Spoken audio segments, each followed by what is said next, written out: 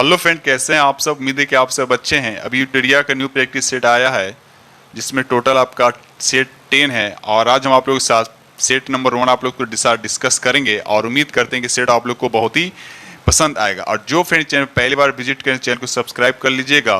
और आपको पता है कि टोटल इसमें कितने सेट रहेंगे, टोटल आपका 10 सेट है और डेली आप लोग को एक सेट मिलेगा। ठीक है, तो जो फ्रेंड चैनल पहली बार विजिट करें चैनल को सब्सक्राइब कर लीजिए और साथ में बेल आइकन को प्रेस करना नहीं भूलिए। ठीक है, तो स्टार्ट करते हैं हम लोग क्वेश्चन नंबर फर्स्ट। चलिए, ये रहा क्वेश्चन नंबर आपको फर्स्ट कहता है।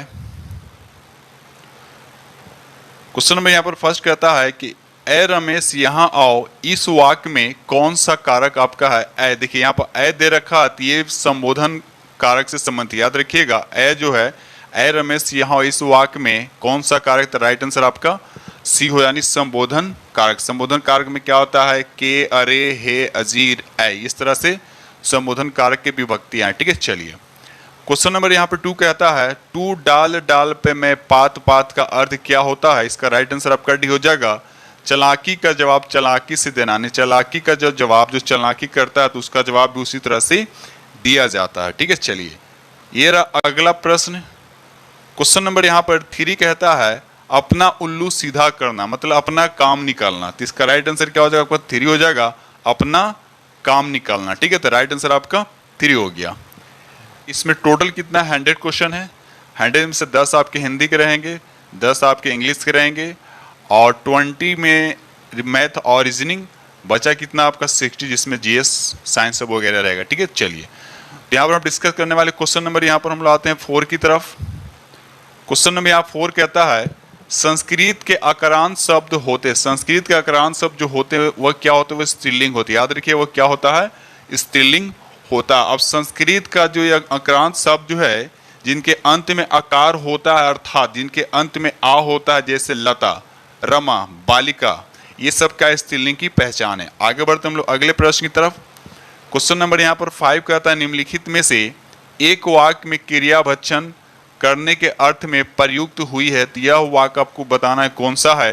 तो यहाँ पर देखिए वह हराम का पैसा खाता है, वह जूते खाता है, वह कसम खाता है। तो ये सब नहीं, यहाँ पर राइट आंसर आपका क्या हो जाएगा, डी हो जाएगा। वह आम खाता, राइट आंसर आपका डी हो जाएगा। ये रहा अगला प्रश्न। क्वेश्चन नंबर यहाँ पर 6 कहता है चिड़िया का बहुवचन होगा। आपको बताना है चिड़िया का बहुवचन क्या होता है। इसका राइट आंसर आपका फर्स्ट हो जाएगा चिड़िया। चिड़िया का बहुवचन क्या होता है, देखिए यहाँ पर चंद्र बिंदु दे रखा। क्वेश्चन नंबर यहाँ पर 7 कहता है दही शब्द जो है आपको बताने हैं कि क्या दही शब्द स्त्रीलिंग है। याद रखिए, सॉरी, दही शब्द क्या है, पुल्लिंग होता है। जैसे दही खट्टा होता है, दही खट्टा होता है, इसका सेंटेंस इस तरह से बना सकते हैं। तो दही क्या हो गया आपका, पुल्लिंग हो गया। आगे बढ़ते हम लोग अगले प्रश्न की तरफ। क्वेश्चन नंबर यहाँ पर 8 कहता है गीता हाथ से मारती, इस वाक्य में कौन सा कारक है। गीता हाथ से मारती, इस वाक्य में कौन सा कारक है। तो याद है इसका राइट आंसर आपका डी हो जाएगा करण कारक, यानी से यहाँ पर हो गया आपका करण कारक। आई बस समझ, गीता हाथ से मारते, अगर वही रहता पेड़ से पत्ते गिरते हैं, तो पेड़ से पत्ते गिरने पर यहाँ पर से जो विभक्तियां हो जाएगा वो हो जाएगा पदान कारक। ठीक है, चलिए आगे बढ़ते हम लोग अगले प्रश्न की तरफ। क्वेश्चन नंबर 9 कहता है कौन सा कथन शब्द कमल की सही भी पर्यायवाची, यानी कमल का आपको बताना है पर्यायवाची इसमें कौन सा है। तो राइट आंसर आपका सी हो जाएगा सरोज, पंकज, अरविंद। तो राइट आंसर आपका सी हो जाएगा। क्वेश्चन नंबर यहाँ पर 10 कहता है दाल का बहुवचन शब्द बताना है कि दाल का बहुवचन शब्द क्या होगा। तो यहाँ पर राइट आंसर आपका फर्स्ट यानी दालें। दाल का बहुवचन क्या होगा, दालें होंगे। चलिए यहाँ से क्वेश्चन आपको स्टार्ट हो रहे 10 इंग्लिश क्वेश्चन यहाँ से स्टार्ट हो रहे। कहता है due to rainfall this year they had to water supply. यहाँ पर आपको क्या फील होगा, तो यहाँ पर राइट आंसर आपका फर्स्ट हो जाएगा स्कैंटी और प्रोवाइड आपका राइट आंसर हो जाएगा। बढ़ते हम लोग अगले प्रश्न की तरफ। चलिए क्वेश्चन में 12 में कहता है find the wrong spelled word बताएं, इसमें बताना कि गलत कौन सा। तो यहाँ पर राइट आंसर आपका सी हो जाएगा गैटी जो है ये आपका गलत है। इसका सही स्पेलिंग आपको क्या होगा, GAIETY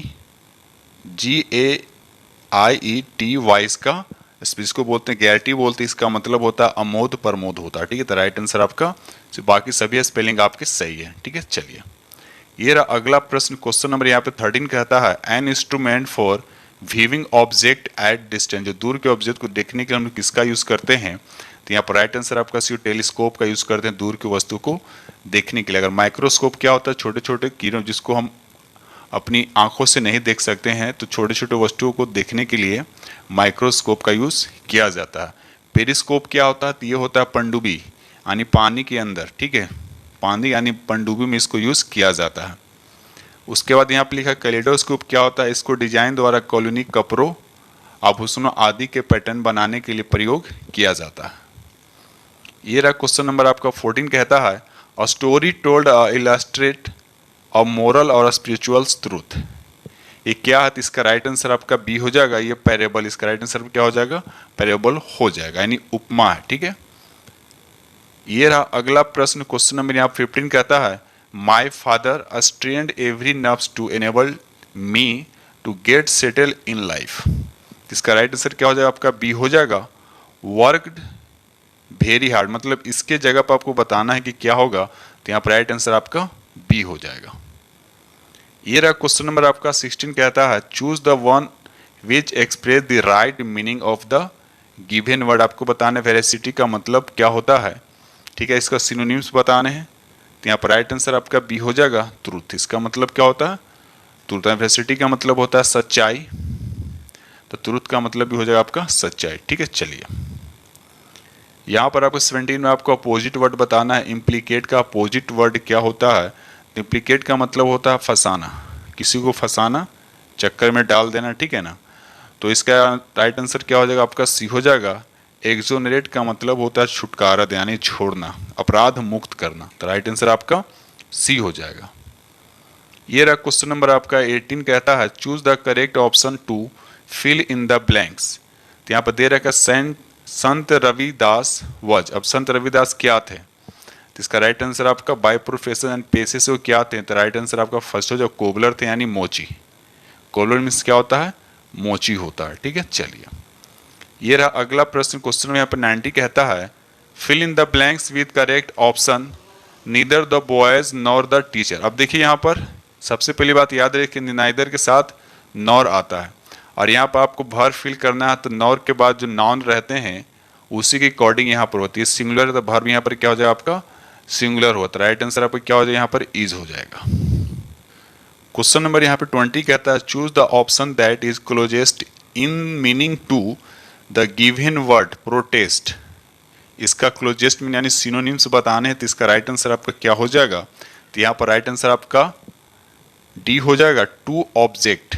प्रोटेस्ट का मतलब क्या होता है? विरोध करना, तो ऑब्जेक्ट का मतलब क्या होता है? विरोध करना। तो राइट आंसर आपका क्या हो जाएगा? यहाँ पर डी हो जाएगा। तो ये 10 हमने हिंदी और 10 हमने इंग्लिश डिस्कस किया। अब यहाँ से जीएस स्टार्ट हो रहा है। चलिए ये रहा आपका क्वेश्चन नंबर 21, कहता है रक्त समूह ओ वाला व्यक्ति किस रक्त समूह के व्यक्ति से रक्त ले सकता है? देखिए जिसमें रक्त समूह ओ होगा वह सिर्फ ओ वाले व्यक्ति से ही रक्त ले सकता है। राइट आंसर आपका क्या हो जाएगा? डी हो जाएगा। लेकिन ये सभी को दे सकता है, ए को भी दे सकता है, बी को भी दे सकता है, ए बी को भी दे सकता है और ओ को भी दे सकता है, लेकिन सिर्फ ले सकता है तो सिर्फ वह डी से ले सकता है। साथ साथ ये भी याद रखिएगा कि ओ में क्या होता है? कोई भी एंटीजन नहीं होता, इसमें कोई एंटीजन नहीं होता। इसमें क्या होता है? एंटीबॉडी होता है। ए और बी दोनों एंटीबॉडी इसमें होते हैं। उसी तरह से अगर हम ए बी की बात करें तो ये क्या है? ये सभी ब्लड को ले सकता है, ये ठीक है ना। ए बी सभी ब्लड को ले सकता है। इसमें क्या होता है? एंटीजन होता है। इसमें ए और बी दोनों एंटीजन होते हैं, लेकिन इसमें एंटीजन नहीं होता बल्कि इसमें एंटीबॉडी होता है। ये रहा अगला प्रश्न, क्वेश्चन नंबर 22 का था पानी की अस्थायी कठोरता को दूर करने के लिए कौन सी विधि का प्रयोग नहीं किया जाता है? तो इसका राइट आंसर आपका फर्स्ट हो जाएगा, उबालना। देखिए पानी की जब अस्थायी कठोरता हो जाएगा तो उसको दूर करने के लिए हम उबाल कर नहीं करते हैं। हाँ, लेकिन अस्थायी होता तो उसको हम गर्म करके यानी उबाल कर अलग कर सकते हैं। तो यहाँ पर राइट आंसर हम उसको उबाल कर अलग नहीं कर सकते हैं, ठीक है। चलिए क्वेश्चन नंबर यहाँ पर 23 कहता है कि प्रिज्म में प्रकाश के विभिन्न रंगों को बिखराव को क्या कहा जाता है? तो इसका राइट आंसर आपका सी हो जाएगा, प्रकाश के वर्ण विक्षेपण। प्रकाश के क्या बोलते हैं? वर्ण विक्षेपण, या सिर्फ इसको विक्षेपण भी कहा जाता है। जब प्रिज्म से प्रिज्म हो गया, जब इससे लाइट जाता है तो यहाँ पर 7 कलरों में क्या होता है? अलग हो जाता है। तो इस पट्टी को क्या बोलते हैं? स्पेक्ट्रम बोलते हैं। और ये 7 कलर का होता है। नीचे क्या होता है? बैगनी होता है, ऊपर में क्या होता है? रेड होता है। ये रहा अगला प्रश्न, क्वेश्चन में यहाँ पर 24 कहता है आवर्त सारणी में कौन सा पहला तत्व है? आवर्त सारणी में कौन सा पहला तत्व है? तो तो यहाँ पर देखिएगा राइट आंसर आपका ए हो जानी हाइड्रोजन। याद रखिएगा हाइड्रोजन। हाइड्रोजन में क्या होता है, कमेंट्स में बताइए कि हाइड्रोजन में कितने न्यूट्रॉन होते हैं या नहीं होते, कमेंट्स में जरूर बताइएगा।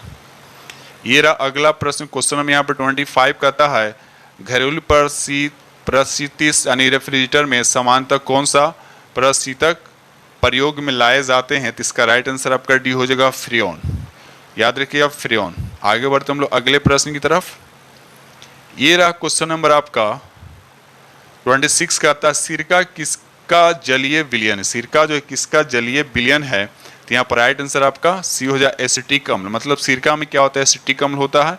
एसिटिक अम्ल का फॉर्मूला क्या होता है, CH3COOH होता है। ठीक है, चलिए ये रहा अगला प्रश्न। क्वेश्चन नंबर यहाँ पे 27 कहता है समतल दर्पण द्वारा बना प्रतिबिंब कैसा। देखिए समतल दर्पण जो होता है उसके द्वारा बना प्रतिबिंब क्या होता है, पहली बात आभासी होता है। जब आभासी की बात आता है तो वो प्रतिबिंब क्या हो जाएगा, सीधा हो जाएगा और अपने साइज के बराबर बनाता है। ये सब याद रखिएगा। चलिए तो पूछ के आ रहे हैं यहाँ पे समतल दर्पण द्वारा बना प्रतिबिंब कैसा होता है, तो यहाँ पर राइट आंसर आपका पहला ही हो जाएगा आभासी होता है। ठीक है, और ये अपने साइज के बराबर आता है। जैसे ऑब्जेक्ट यहाँ जितने हाइट मान लीजिए 5 सेंटीमीटर का होगा तो इसके पीछे भी क्या होगा 5 सेंटीमीटर का और सीधा बनेगा। ठीक है, चलिए क्वेश्चन नंबर 28 कहता है किसी पदार्थ का सबसे छोटा कण जो स्वतंत्र अवस्था में रह सकता है क्या कहलाता है, तो इसका राइट आंसर आपको बताने क्या कहलाता है। तो अब राइट आंसर आपका बी हो, जिसे अणु कहते हैं। क्या बोलते हैं उसको, अणु कहते हैं। ठीक है, चलिए क्वेश्चन नंबर यहाँ पे 29 कहता है खाद्य पदार्थों के परिरक्षण हेतु निम्नलिखित में से कौन सा प्रयुक्त होता है, तो इसका राइट आंसर आपका सी हो जाए बेंजोइक अम्ल का उपयोग किया जाता है परिरक्षण के लिए। ठीक है ना, खाद्य को सुरक्षित रखने के लिए बेंजोइक अम्ल का उपयोग किया जाता है। बेंजोइक अम्ल का रासायनिक सूत्र क्या होता है, C6H5COOH होता है। याद रखिएगा। चलिए आगे बढ़ते हम लोग अगले प्रश्न की तरफ।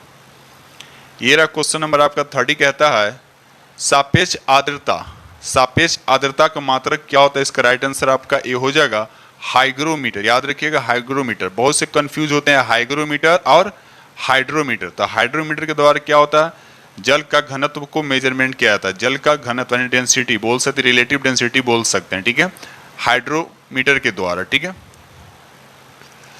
वही अगर बात करते हैं लैक्टोमीटर तो इससे दूध की शुद्धता को मेजरमेंट किया जाता है। उसी तरह से पोटेंशियोमीटर जो होता है ये विद्युत परिपथ अथवा सेल का विभव मापने के लिए किया जाता है। चलिए आगे बढ़ते हम लोग अगले प्रश्न की तरफ। क्वेश्चन नंबर यहाँ पे 31 कहता है रेडियो तरंग के संचरण के लिए प्रयुक्त वायुमंडल का स्तर आपसे पूछा जा रहा था। यहाँ पर राइट आंसर आपका सी हो जाएगा आयन मंडल। याद रखिएगा आयन। क्वेश्चन नंबर यहाँ पर 32 कहता भोपाल में गैस त्रासदी किस गैस के कारण घटी थी, इसका राइट आंसर आपका सी हो जाएगा मिथाइल आइसोसाइनेट। याद रखिए मिथाइल आइसोसाइनेट बहुत बारी क्वेश्चन एग्जाम में पूछा गया। क्वेश्चन नंबर यहाँ पे 33 कहता है छोटी माता, इसको चिकन पॉक्स कहते हैं, पैदा की जाती किसके द्वारा पैदा होता है, तो इसका राइट आंसर आपका बी हो जाएगा वेरियोला वायरस द्वारा। वेरियोला जो विषाणु होता है उसके द्वारा ये पैदा होता है। ठीक है, चलिए ये रहा अगला प्रश्न। क्वेश्चन नंबर यहाँ पर 34 कहता है टीकाकरण द्वारा निम्नलिखित में से किसको नियंत्रित नहीं किया जा सकता है, किसको नियंत्रित नहीं किया जा सकता है, तो राइट आंसर आपका बी हो जाएगा डायबिटीज जो होता है मधुमेह रोग जो होता है इसको चीनी की बीमारी कहते हैं, इसको नियंत्रित नहीं किया जा सकता। ये इंसुलिन की कमी के कारण होता है। ठीक है, चलिए आगे बढ़ते हम लोग अगले प्रश्न की तरफ। क्वेश्चन नंबर यहाँ पे 35 कहता है मिनी माता रोग किसके द्वारा पानी के प्रदूषण से फैलता है। पूछ रहा है मिनी माता रोग जो है किसके द्वारा पानी के प्रदूषण से फैलता है, तो इसका राइट आंसर आपका सी हो जाएगा पारद से यानी मरकरी के द्वारा क्या होता है, फैलता है। बढ़ते हम लोग अगले प्रश्न की तरफ। क्वेश्चन नंबर यहाँ पे 36 कहता है दांत और हड्डियों किससे मजबूत और दृढ़ता प्राप्त करते हैं, तो इसका राइट आंसर आपका सी हो जाएगा कैल्शियम। ठीक है, याद रखिएगा। क्वेश्चन नंबर आपका 37 कहता है लॉर्ड माउंटेन ने किसे वन मैन बाउंड्री फोर्स कहकर संबोधित किया है, तो इसका राइट आंसर आपका सी हो जाएगा महात्मा गांधी। यानी लॉर्ड माउंटेन ने किसे, तो याद रखिए महात्मा गांधी को। याद रखिएगा महात्मा गांधी को। आगे बढ़ते हम लोग अगले प्रश्न की तरफ। क्वेश्चन नंबर यहाँ पे 38 कहता है निम्नलिखित में से कौन सा जैव मंडल अगार राज्य सहित सुमेलित आपका नहीं है, इसमें कौन सुमेलित नहीं है, तो इसका राइट आंसर आपका सी हो जाएगा देहांग दिबांग जो है ये उत्तराखंड में नहीं। देहांग दिबांग जो है ये उत्तराखंड में नहीं बल्कि अरुणाचल प्रदेश में सियांग और दिबांग घाटी के हिस्से में स्थित है। याद रखिए कहाँ है ये, तो अरुणाचल प्रदेश में, याद रखिएगा। चलिए आगे बढ़ते हम लोग अगले प्रश्न की तरफ। चलिए यहाँ पर 39 कहता है, आपको दे रखा है यहाँ पर मिलान करने के लिए, ठीक है ना। एक तरफ नाभिक संतरा और दूसरी तरफ उनके राज आपको दे रखा है। तो कल पक्कम यहाँ पर में दे रखा है, कहाँ है, तो ये तमिलनाडु में। ए का हो गया 4, ए का हो गया 4। निरौरा की अगर बात करते हैं तो ये हो जाएगा आपका उत्तर प्रदेश में, यानी बी का हो जाएगा 3, यानी बी का हो जाएगा आपका 3। तारापुर कहाँ है, तारापुर ये महाराष्ट्र में हो जाएगा, यानी हो गया सी का आपका 2 हो गया। तो बाकी बची आपका डी का, तो 1 हो जाएगा। तो डी का काकरापारा कहाँ हो जाएगा आपका, ये गुजरात में हो जाएगा। तो राइट आंसर कौन सा हो जाएगा, देखिए 4 3 2 1। 4 3 2 1 किस ऑप्शन में है, 4 3, तो राइट आंसर आपका सी हो जाएगा। 4 3 2 1 राइट आंसर आपका सी हो जाएगा। बढ़ते हम लोग अगले प्रश्न की तरफ। ये रहा क्वेश्चन नंबर आपका 40 कहता है, भारत के महान्यायवादी की नियुक्ति कौन करता है। बहुत प्यारा क्वेश्चन, छोटा सा क्वेश्चन है। तो राइट आंसर आपका बी हो जाएगा, यानी राष्ट्रपति जो है भारत के महान्यायवादी की नियुक्ति करता है। क्वेश्चन नंबर यहाँ पर 41 कहता है, ध्यानचंद्र किस खेल से संबंधित रहे हैं। तो इसका राइट आंसर आपका बी हो जाएगा, ये हॉकी से संबंधित रहे हैं। और इन्हीं के जन्मदिन के अवसर पर राष्ट्रीय खेल दिवस के रूप में मनाया जाता है, ठीक है। हर साल 29 अगस्त को राष्ट्रीय खेल दिवस के रूप में मनाया जाता है। ये रहा अगला प्रश्न, क्वेश्चन नंबर यहाँ पर 42 कहता है, शेरशाह के बचपन का नाम क्या था। शेरशाह के बचपन का नाम क्या था। इसका राइट आंसर आपका ए हो जाएगा, फरीद। उसके बचपन का नाम क्या था, फिर इसका जन्म कब हुआ था। तो याद रखिए 1472 ईस्वी में इनका जन्म हुआ था। आगे बढ़ते हम लोग अगले प्रश्न। क्वेश्चन नंबर यहाँ पर 43 कहता है, भारतीय राष्ट्रीय कांग्रेस की स्थापना कब हुई है, कब हुई थी। इसका राइट आंसर आपका सी हो जाएगा, 1885 ईस्वी में। अगर पूरा डेट याद है तो 28 दिसंबर 1885 ईस्वी को याद रखिएगा, ठीक है। और किसने किया था, तो ए ओ ह्यूम ने। और इसकी पहली बैठक कहाँ हुआ था, ते भी याद रखिएगा, बम्बई में हुआ था। और उस समय इसके सदस्य कितने थे, तो 72 थे। इसकी अध्यक्षता किसने किया था, तो व्योमेश चंद्र बनर्जी ने, ठीक है। चलिए आगे बढ़ते हम लोग अगले प्रश्न की तरफ। क्वेश्चन नंबर यहाँ पर 44 कहता है, व्यापकगत सिद्धांत से कौन संबंधित रहा। तो इसका राइट आंसर आपका डी हो जाएगा, लॉर्ड डलहौजी। लॉर्ड डलहौजी जो है व्यापकगत सिद्धांत से संबंधित रहा, जिसको बोलते हैं डॉक्ट्रिन ऑफ लैप्स भी कहा जाता है। ये रहा क्वेश्चन नंबर आपका 45 कहता है, सत्रिया किस राज्य की शास्त्रीय नृत्य शैली है। इसका राइट आंसर आपका सी हो जाएगा, ये असम का है। किस राज्य का है, असम राज्य के शास्त्रीय नृत्य शैली है। चलिए रहा अगला प्रश्न, क्वेश्चन नंबर आपको सूची 1 को सूची 2 से मिलान करना है। कौन किस संविधान से लिया, किस देश के संविधान से लिया गया। तो पहला आपको दे रखा है मौलिक अधिकार है, ये आपको अमेरिका से लिया गया। तो ए का हो जाएगा आपका 4 हो जाएगा, ए का हो जाएगा आपका 4 हो जाएगा। और राज्य के नीति निर्देशक तत्व की अगर हम बात करते हैं तो ये हो जाएगा आयरलैंड, जिसको आयरिश बोलते हैं। तो यानी बी का हो जाएगा आपका 3, यानी 4 3। देखिए तो किस ऑप्शन में है, पहले 4 उसके बाद 3, तो 2 ऑप्शन दे रखा है यहाँ पे, है ना। और चेक करें संसदीय सरकार की अगर हम बात करते हैं तो ये हो जाएगा आपका ब्रिटेन संविधान से, यानी हो जाएगा आपका सी का हो जाएगा 1। तो राइट आंसर देखा है तो यहाँ पर आपका सी मिल रहा है ना। डी का आपका हो जाएगा आपका 2, डी का हो जाएगा आपका 2, यानी केंद्र राज्य संबंध जो है ये कनाडा के संविधान से, ठीक है। चलिए आगे बढ़ते हम लोग अगले प्रश्न की तरफ। क्वेश्चन नंबर यहाँ 47 कहता है, प्रथम ओलंपिक खेल कहाँ हुए थे। प्रथम ओलंपिक खेल जो है कहाँ हुआ था। इसका राइट आंसर आपका फर्स्ट हो जाएगा, यूनान में हुआ था। याद रखिएगा यूनान में सबसे पहले कब हुआ था, तो 1896 ईस्वी में, याद रखिएगा। चलिए ये रहा अगला प्रश्न, क्वेश्चन नंबर यहाँ पर 48 कहता है, भारतीय संविधान में स्वतंत्रता का अधिकार से संबंधित आर्टिकल की संख्या बताना किस अनुच्छेद में आता है। तो इसका राइट आंसर आपका डी हो जाएगा, यानी अनुच्छेद कितना, तो 19, याद रखिएगा। चलिए आगे बढ़ते हम लोग अगले प्रश्न की तरफ। ये पूछा रहा आपसे, क्वेश्चन नंबर 49 कहता है, जिलेपला दर्रा जो है आपसे पूछा जा रहा है कि स्थित है तो किस राज्य में है। इसका राइट आंसर आपका फर्स्ट यानी सिक्किम राज्य में, याद रखिए सिक्किम राज्य में। उसी तरह से नाथुला दर्रा भी कहाँ है, तो सिक्किम राज्य में ही है। क्वेश्चन नंबर 50 कहता है, प्रायद्वीपीय भारत की सबसे लंबी नदी कौन सी। प्रायद्वीपीय भारत की सबसे लंबी नदी कौन सी है। तो राइट आंसर आपका बी हो, यानी गोदावरी नदी जो है ये दक्षिण भारत की बोल सकते हैं सबसे लंबी नदी, और साथ साथ इसे दक्षिण गंगा के नाम से भी जाना जाता है। ठीक है, चलिए आगे बढ़ते हैं हम लोग अगले प्रश्न की तरफ। क्वेश्चन नंबर यहाँ 51 कहता है कोलिमा ज्वालामुखी जो है स्थित है तो कहाँ है? तो इसका राइट आंसर आपका फर्स्ट हो जाएगा मैक्सिको में। याद रखिएगा मैक्सिको में। अगर वही पूछा जाएगा अंकोका गुआ ज्वालामुखी कहाँ है, तो वो अर्जेंटीना में हो जाएगा। याद रखिएगा। चलिए आगे बढ़ते हम लोग अगले प्रश्न की तरफ। क्वेश्चन नंबर यहाँ पर 52 कहता है स्वप्न यानी गुण धर्म के न्यायशीलता का सिद्धांत किसने दिया? तो इसका राइट आंसर आपका सी हो जाए महात्मा गांधी जी ने दिए थे। क्वेश्चन नंबर यहाँ पर 53 कहता है जापान की करेंसी आपसे पूछा जा रहा है। जापान की करेंसी यहाँ पर राइट आंसर आपका ये हो जाएगा येन। जापान की राजधानी कहाँ? तो टोक्यो हो जाएगा।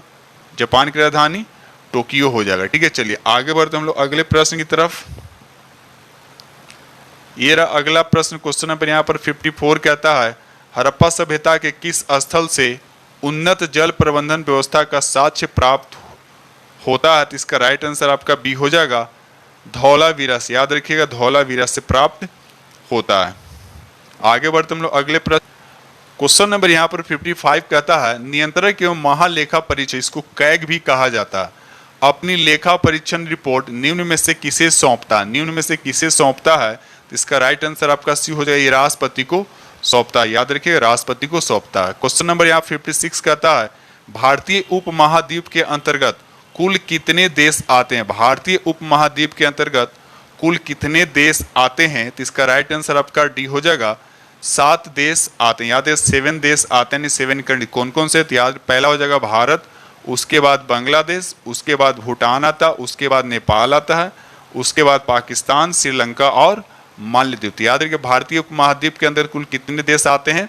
तो राइट आंसर आपका डी हो जाएगा। ये रहा क्वेश्चन नंबर आपका 57 कहता है बिस्मिल्लाह खां का संबंध किस वाद्य यंत्र से था? किस वाद्य यंत्र से था? तो इसका राइट आंसर आपका डी यानी शहनाई से। याद रखिए शहनाई से। और इनको 2001 में भारत रत्न से भी सम्मानित किया गया है। आगे बढ़ते हम लोग अगले प्रश्न की तरफ। क्वेश्चन नंबर यहाँ पर 58 कहता है तुर्काने चिहलगानी का विनाश किस शासक ने किया था? किस शासक ने किया था? तो इसका राइट आंसर आपका बी हो जाएगा बलबन ने इससे क्या किया था? विनाश किया था। इसको स्टार्ट किसने किया था? तो राइट आंसर आपका यहाँ पर हो जाएगा आपका इल्तुतमिश ने। शुरू किसने किया था? तो इल्तुतमिश ने। अब विनाश किसने किया था? बलबन ने। याद रखिएगा। चलिए आगे बढ़ते हम लोग अगले प्रश्न की तरफ। क्वेश्चन नंबर यहाँ पर 59 कहता है संविधान के अनुसार कार्यपालिका का अध्यक्ष कौन है? संविधान के अनुसार कार्यपालिका का अध्यक्ष कौन है? तो राइट आंसर आपका बी हो जाएगा राष्ट्रपति। याद रखिए राष्ट्रपति किस अनुच्छेद के तहत? अनुच्छेद 53 के तहत कार्यपालिका की शक्ति राष्ट्रपति में क्या होता है? नहीं होता। लेकिन अगर वास्तविक में अगर कोई हेड होता है तो कौन होता है? तो प्रधानमंत्री होता है। आगे बढ़ते हम लोग अगले प्रश्न की तरफ। ये रहा क्वेश्चन नंबर आपका 60 कहता है निम्नलिखित में से किस राज्य में सामान्य नागरिक संहिता लागू है? तो इसका राइट आंसर आपका फर्स्ट हो जाएगा यानी गोवा में। कहाँ? तो गोवा में। भारत के एकमात्र राज्य गोवा में सामान्य नागरिक संहिता यानी अनुच्छेद 144 के तहत यहाँ संहिता क्या आपका लागू है। याद रखिएगा। चलिए क्वेश्चन नंबर यहाँ पर 61 कहता है केंद्रीय कॉफी अनुसंधान केंद्र कहाँ स्थित है? तो इसका राइट आंसर आपका सी होगा चिकमंगलूर। याद रखिएगा चिकमंगलूर कहाँ? ये कर्नाटक में। कहाँ है? तो कर्नाटक में। तो पूछा क्या केंद्रीय सबसे ज्यादा, ये भी याद सबसे ज्यादा कॉफी कहाँ होता है? तो कर्नाटक में ही होता है। और अगर पूछा जाए विश्व में सबसे ज्यादा कॉफी कहाँ होता है? तो ब्राजील में होता है। याद रखिएगा विश्व में सबसे ज्यादा कॉफी कहाँ होता है? तो ब्राजील में होता है। ये रहा अगला प्रश्न। क्वेश्चन नंबर यहाँ पर 62 कहता है हिंदुस्तान सोशलिस्ट रिपब्लिक एसोसिएशन की स्थापना किस वर्ष हुआ था? तो इसका राइट आंसर आपका सी हो जाएगा 1928 ईस्वी में हुआ था। इसकी स्थापना किसने किया था? तो याद रखिएगा भगत सिंह। याद रखिएगा भगत सिंह। इसी से मिलता जुलता एक होता है Hindustan Republic association. Hindustan Republic association जिसकी स्थापना 1924 में सचिंद्र सन्याल के द्वारा किया गया था। ठीक है, चलिए आगे बढ़ते हम लोग अगले प्रश्न की तरफ। क्वेश्चन नंबर यहाँ पर 63 कहता है महाजन समिति का संबंध किस उद्योग से संबंधित है? तो इसका राइट आंसर आपका सी हो जाए चीनी उद्योग से ये संबंधित है। याद रखिएगा। 64 कहता है किस अनुच्छेद के तहत सारे देश में समान नागरिक व्यवस्था लागू की जाने की प्रावधान है? तो इसका राइट आंसर आपका डी हो जाएगा अनुच्छेद 44 के तहत। अनुच्छेद 44 के तहत असा से तेबिया, तो भारत का एक राज्य ऐसा है जहां अनुच्छेद 44 लगा है, वहां पर समान नागरिक संहिता, वो कौन सा है? तो गोवा है, याद रखिएगा। चलिए आगे बढ़ते हम लोग अगले प्रश्न की तरफ।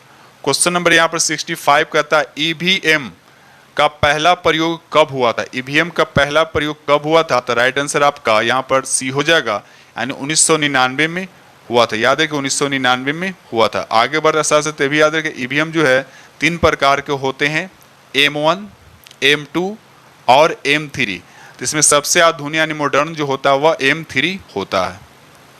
चलिए क्वेश्चन में यहाँ पर 66 कहता है चीन का राष्ट्रपिता किसे कहा जाता है? तो इसका राइट आंसर आपका फर्स्ट हो जाएगा, सन्यास सेन को चीन का राष्ट्रीय पिता कहा जाता। और वे क्या पेशे से एक चिकित्सक थे, यानी डॉक्टर थे।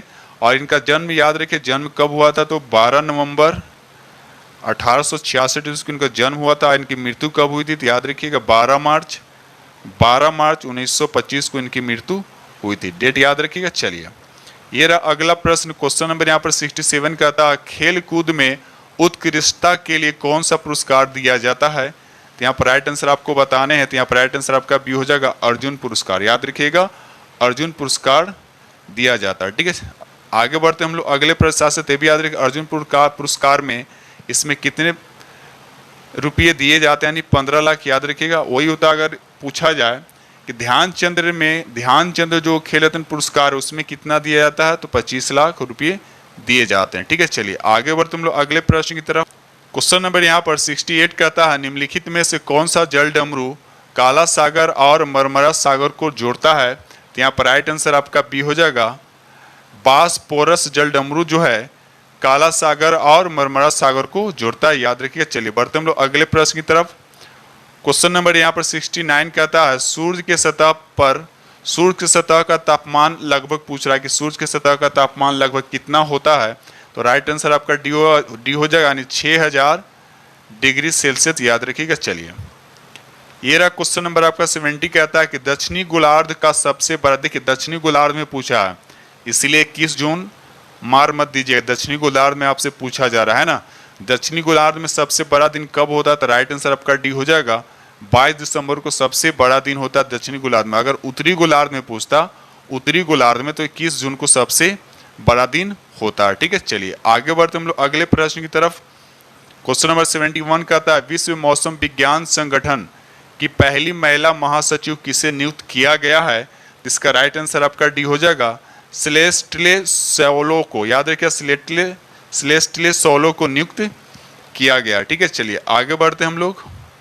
ये रहा अगला प्रश्न। क्वेश्चन नंबर यहाँ पर 72 कहता है ओमान में आयोजित पुरुष जूनियर एशिया कप 2023 का खिताब भारतीय जूनियर पुरुष हॉकी टीम ने किस देश को हराकर जीता है? तो इसका राइट आंसर आपका सी हो जाएगा, यानी पाकिस्तान को। किसको हराकर? तो पाकिस्तान को हराकर जीता है। ये रहा अगला प्रश्न। क्वेश्चन नंबर यहाँ पर 73 कहता है विश्व पर्यावरण दिवस 2023 का थीम पूछा जा रहा है आपसे। विश्व पर्यावरण दिवस जो है 2023 का थीम क्या है? तो इसका राइट आंसर आपका बी हो जाएगा, प्लास्टिक प्रदूषण का समाधान। प्लास्टिक प्रदूषण का समाधान। याद रखिए ये 2023 का विश्व पर्यावरण दिवस का थीम है। ये रहा अगला प्रश्न। क्वेश्चन नंबर यहाँ पर 74 कहता है हाल ही में किस देश ने फतह नामक अपनी पहली स्वदेशी हाइपरसोनिक मिसाइल का अनावरण किया? तो इसका राइट आंसर आपका बी हो जाएगा, ईरान ने। याद रखिए ईरान ने किया। ये रहा अगला प्रश्न। क्वेश्चन नंबर यहाँ पर 75 कहता है DRDO ने उड़ीसा के APJ अब्दुल कलाम द्वीप से मध्यम दूरी के बैलिस्टिक मिसाइल अग्नि-1 का सफल परीक्षण किया है। यह किस प्रकार का मिसाइल यानी किस तरह का है? याद रखिए इसका राइट आंसर आपका डी हो जाएगा, सतह से सतह पर मार करने वाला यह मिसाइल है। ठीक है, चलिए ये रहा अगला प्रश्न। क्वेश्चन नंबर यहाँ पर 76 कहता है हाल ही में भारत के प्रधानमंत्री नरेंद्र मोदी एवं किस देश के प्रधानमंत्री ने संयुक्त रूप से मोतिहारी आलमगंज तेल पाइपलाइन के फेज 2 का शिलान्यास किया है? इसका राइट आंसर आपका ए हो जाएगा, नेपाल के साथ। याद रखिए नेपाल। ठीक है, चलिए ये रहा अगला प्रश्न। क्वेश्चन नंबर 77 कहता है मध्य प्रदेश की पहली सोलर सिटी के रूप में किसे विकसित किया जा रहा है? मध्य प्रदेश की पहली सोलर सिटी के रूप में किसे विकसित किया जा रहा है? तो यहाँ पर राइट आंसर आपका फर्स्ट हो जाएगा, यानी सांची। याद रखिएगा, सांची में, यानी मध्य प्रदेश की पहली सोलर सिटी के रूप में सांची में विकसित किया जा रहा है। क्वेश्चन नंबर 78 कहता है फ्रेंच ओपन 2023 में पुरुष एकल का खिताब किसने जीता? तो राइट आंसर आपका बी हो जाएगा, नोवाक जोकोविच। ये कहाँ के? तो याद रखिए सर्बिया के खिलाड़ी हैं। कहाँ के हैं? सर्बिया का। चलिए आगे बढ़ते हम लोग अगले प्रश्न की तरफ। चलिए क्वेश्चन नंबर यहाँ पर 79 कहता है लंदन सेंट्रल बैंकिंग द्वारा governor of the year award से किसे सम्मानित किया गया? तो इसका राइट आंसर आपका डी हो जाएगा, शक्तिकांत दास को सम्मानित किया गया। बढ़ते हम लोग अगले प्रश्न की तरफ। क्वेश्चन नंबर यहाँ पर 80 कहता है मिस वर्ल्ड ऑर्गेनाइजेशन ने 2023 में होने वाले 71वें मिस वर्ल्ड पेजेंट की मेजबानी के लिए किस देश को चुना है? तो इसका राइट आंसर आपका फर्स्ट यानी भारत को चुना गया है। आगे बढ़ते हम लोग अगले प्रश्न की तरफ। क्वेश्चन नंबर 81 कहता है निम्नलिखित में से किस प्रेस को वर्ष 2021 के गांधी शांति पुरस्कार से सम्मानित किया जाएगा? तो इसका राइट आंसर आपका बी हो जाएगा, गीता प्रेस को सम्मानित किया जाएगा। ये रहा अगला प्रश्न। क्वेश्चन नंबर यहाँ पर 82 कहता है किस राज्य सरकार ने नंद बाबा दुग्ध मिशन की योजना शुरू की है? तो इसका राइट आंसर आपका डी हो जाएगा, यानी उत्तर प्रदेश ने शुरू किया। ठीक है, चलिए आगे बढ़ते हम लोग अगले प्रश्न। देखिए यहाँ से अब मैथ आपका स्टार्ट हो रहा है, हम इसका आंसर बता दें, आप लोग खुद इस प्रैक्टिस कर लीजिएगा। तो यहाँ पर देखा है तो 83 का राइट आंसर आपका डी हो जाएगा। ठीक है, चलिए आगे बढ़ते हम लोग यहाँ पर 84 का क्या हो जाएगा? ए हो जाएगा। ठीक है, चलिए यहाँ पर देखिए आपका 85 का राइट आंसर आपका क्या हो जाएगा? 85 का राइट आंसर आपका यहाँ पर बी हो, यानी 12 मीटर पर सेकेंड हो जाएगा। अगर 86 की बात करते हैं तो यहाँ पर राइट आंसर आपका बी हो जाएगा, 24.5 सेंटीमीटर आपका राइट आंसर होगा। यहाँ पर देखा जाए 87 का राइट आंसर आपका क्या हो जाएगा? 87 का राइट आंसर आपके यहाँ पर हो जाएगा आपका बी हो, यानी 13% आपका हो जाएगा। क्वेश्चन नंबर 88 कहता है यहाँ पे, इसका क्वेश्चन नंबर 88 कहता है इसका राइट आंसर कौन सा होता है? आपका ए हो जाएगा। क्वेश्चन नंबर यहाँ पर 89 का आंसर क्या होगा? क्वेश्चन नंबर 89 का आंसर आपका बी हो जाएगा, 48 सेंटीमीटर यहाँ पर बी छूटा हुआ, यहाँ पर डी छूटा हुआ, तो बी का यहाँ पर राइट आंसर आपका 48 सेंटीमीटर हो जाएगा। क्वेश्चन नंबर यहाँ पर 90 का आंसर पूछा है, तो 90 का आंसर आपका ए हो जाए, 36 हो जाएगा। उसी तरह से 91 का राइट आंसर आपका यहाँ पर बी हो जाएगा, यानी 5 वर्ष आपका हो जाएगा। ये रहा क्वेश्चन नंबर आपका 92 का राइट आंसर आपका बी हो जाएगा, 25 सेंटीमीटर 25% इसका राइट आंसर हो जाएगा। क्वेश्चन नंबर यहाँ पे 93 कहता है, 93 का यहाँ पर राइट आंसर आपका सी हो जाएगा, यानी 33.1/3%। ठीक है, चलिए उसी तरह से यहाँ पर 94 का राइट आंसर आपका क्या हो जाएगा? तो यहाँ पर राइट आंसर आपका फर्स्ट हो, रमेश का वेतन श्याम के वेतन से क्या है? ज़्यादा है। ये रहा क्वेश्चन नंबर आपका 95, यहाँ पर कहता है 95 का राइट आंसर आपका यहाँ पर सी हो जाएगा, यहाँ पर विनाश हो जाएगा। ठीक है, चलिए उसके बाद देख लेते हैं हम लोग यहाँ पर। चलिए यहाँ पर 96 कहता है, ये डायरेक्शन से क्वेश्चन है, तो यहाँ पर यानी रीजनिंग का, तो यहाँ पर 96 का राइट आंसर आपका फर्स्ट यानी दक्षिण हो जाएगा। ये ब्लड रिलेशन से क्वेश्चन यहाँ पर 97 का, तो 97 का राइट आंसर आपके यहाँ पर सी हो जाएगा, बहन हो जाएगा। ये आपका जल प्रतिबिंब से यहाँ पर क्वेश्चन दे रखा है, यहाँ पर 98 का राइट आंसर आपका बी हो जाएगा।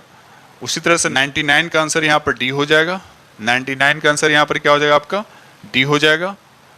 यहाँ पर क्वेश्चन नंबर 100 का राइट आंसर आपका ए हो जाएगा। तो इस तरह से आप हमने 80 क्वेश्चन डिस्कस किया और 20 आप लोग जैसे मैथ और खुद से कर लीजिएगा। ठीक है दोस्त, तो इसी के साथ में वीडियो करते हैं समाप्त। और जो फ्रेंड चैनल पे पहली बार विजिट करें तो चैनल को सब्सक्राइब कर लीजिएगा और साथ में बेल आइकन को प्रेस करना नहीं भूले। ठीक है, तो इसी के साथ में वीडियो करते हैं समाप्त और मिलते हैं आप लोग से नेक्स्ट वीडियो में। तब तक के लिए थैंक यू।